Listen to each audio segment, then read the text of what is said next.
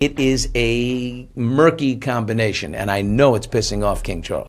So Meghan and Harry just completed their controversial Australia tour, and it's exposing how they're exploiting royal connections for profit while taxpayers foot the security bill. Billy Bush, the veteran entertainment journalist who broke Trump's Access Hollywood tape, is now revealing King Charles has finally reached his breaking point. Let's break this down. And he has been looking in depth at the Harry and Meghan disaster tour to Australia, which I think we all acknowledge was disgusting. Disgusting in so many ways, and actually has done them far, far more damage reputationally than they can ever imagine. That April tour was a masterclass in commercial exploitation. She trademarked her lifestyle brand specifically in Australia before the trip, then mixed charity hospital visits with paid luxury wellness retreats. Australian taxpayers funded security for what was essentially a business venture disguised as humanitarian work. But in this new revelation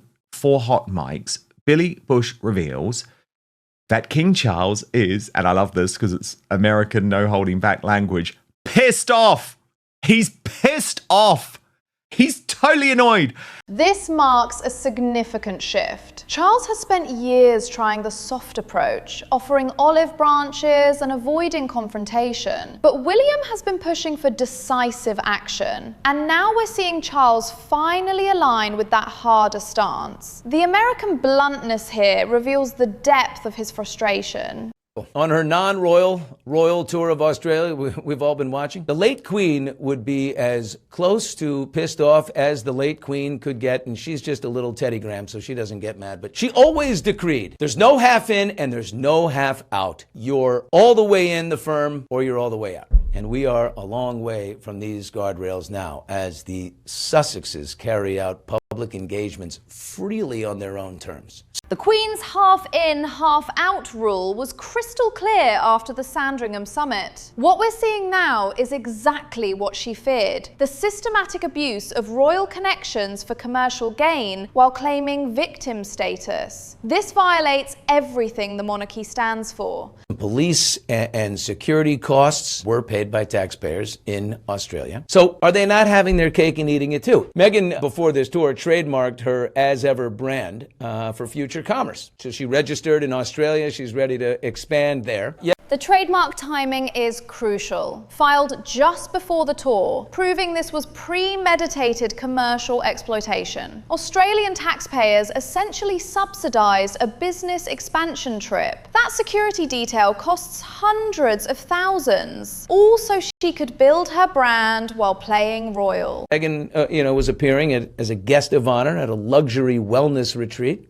People pay $2,700 to $3,200 for a VIP ticket, a great room with a beautiful view, and of course a photo op with Meghan. Their flights, their hotels, all paid for by the wellness retreat. Those VIP tickets cost between £2,100 and £2,500. Serious money for photo opportunities. This wasn't royal duty, it was a paid celebrity appearance with luxury accommodations and flights covered.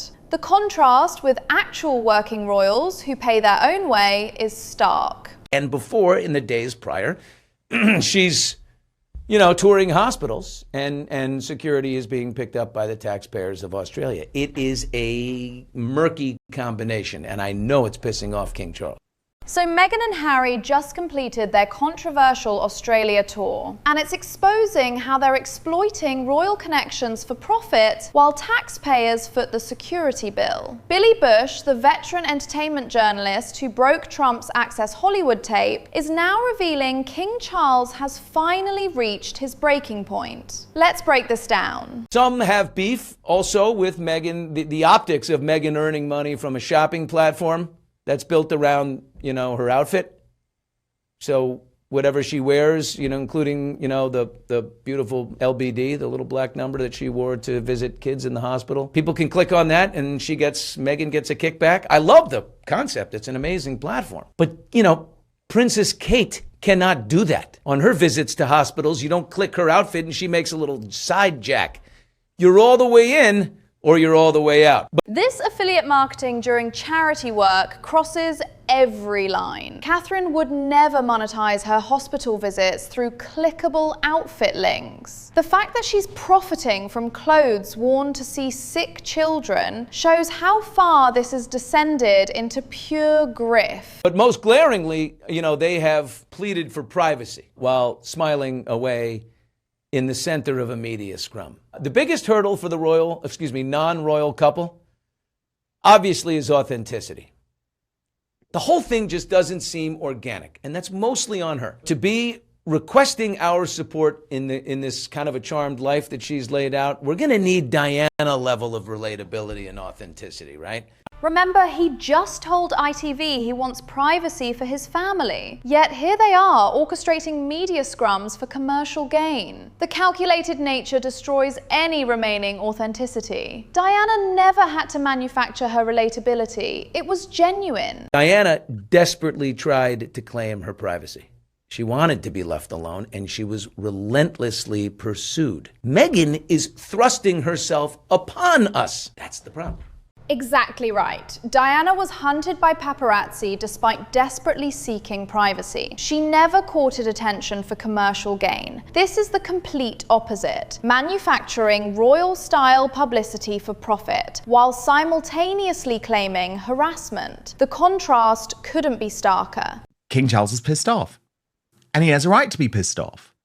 And for me, he has to take that anger, harness that anger, and actually do something about it, which is what Prince William is advocating for. But William has been advocating for decisive action for months, watching the family reputation suffer. Charles's anger needs to translate into concrete consequences, stripping titles, removing line of succession positions. The damage to monarchy's credibility grows daily. I mean, Diana did the complete opposite of what Meghan is doing, and this is why Diana was so loved. And Meghan, you're the complete opposite of that. While, trying to maintain some kind of popularity, you don't get it by acting like a grifter. Diana's genuine service versus calculated commercial exploitation. That's the core difference. American audiences see this clearly because they understand celebrity culture and can spot inauthentic behavior. The grifter comparison is particularly damning because it's accurate.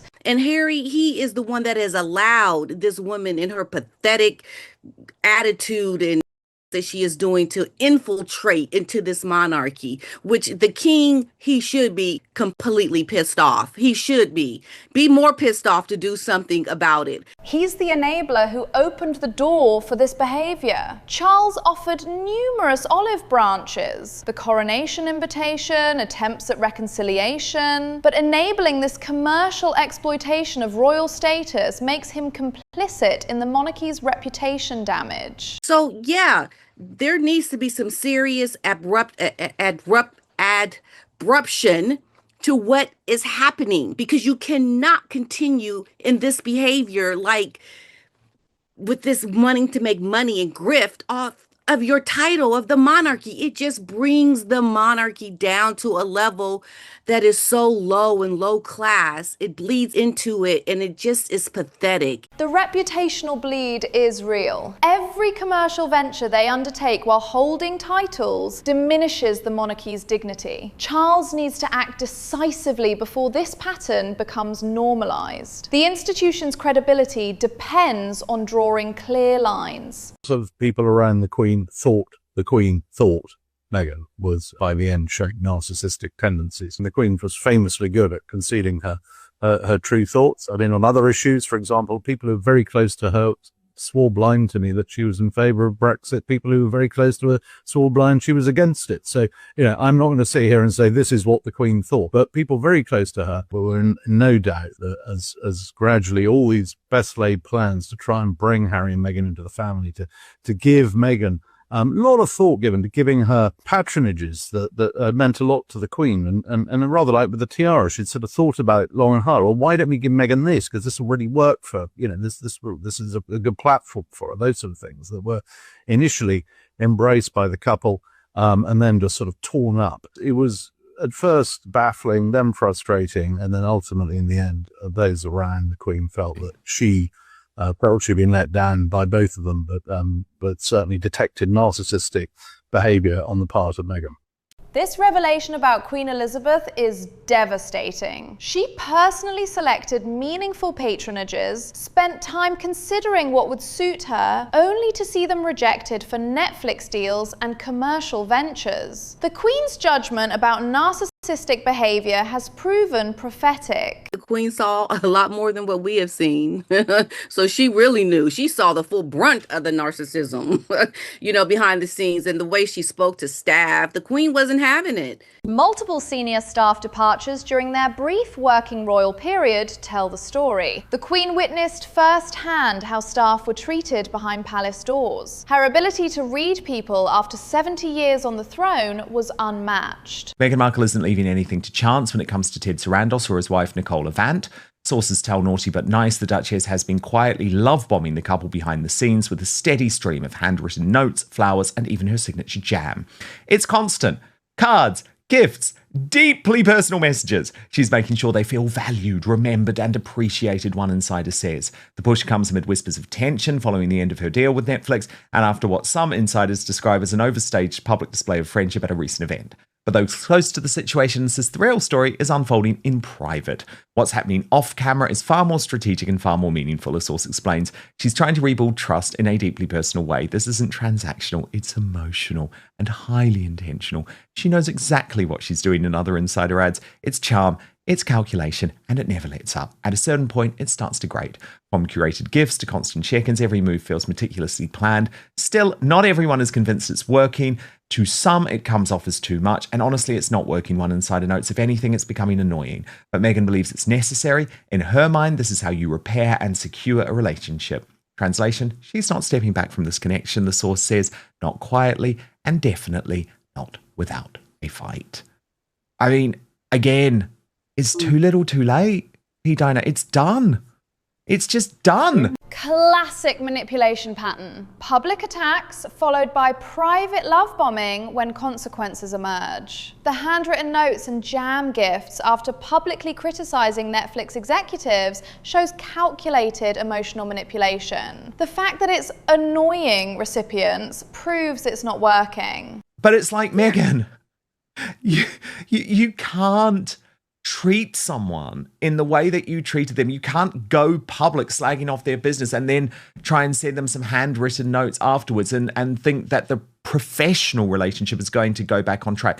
This mirrors exactly how they treated the royal family. Private attacks through Oprah and Netflix, then attempts at reconciliation when they need something. The pattern repeats because it's pathological behavior, not strategic miscalculation. As Variety reported, there is a reason why he does not want to have any phone conversations with her now or any Zoom meetings with her now without lawyers present. It's like, that's the truth. That's the relationship. When entertainment executives require lawyers present for basic conversations, the relationship is dead. This shows how toxic the working relationship became after their public attacks. No amount of handwritten notes can rebuild trust once it's completely shattered. Our latest tracker data shows that 64% of Britons support keeping the monarchy, should continue to have the monarchy, 64%, that's no change from January, should have an elected head of state, 24%. Now, Peter, that is only up 1%.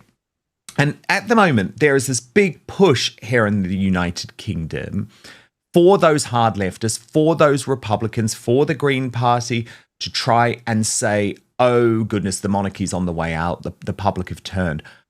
And you would have thought, given all of the headlines over the past few months, especially in regards to the arrest of Andrew Mountbatten Windsor, that there would be a little change, a little adjustment. But the fact that only 1% more of people since January, and let's think of everything that has happened since January, now say that we should have an elected head of state, and only 24% of people actually want that, I would argue the monarchy is in a much stronger place than its critics would claim. These polling numbers demolish Republican arguments. Despite months of negative headlines and Andrew's arrest, support barely shifted. The monarchy remains stable at 64%, proving the institution transcends individual scandals. The Sussexes are irrelevant to its future.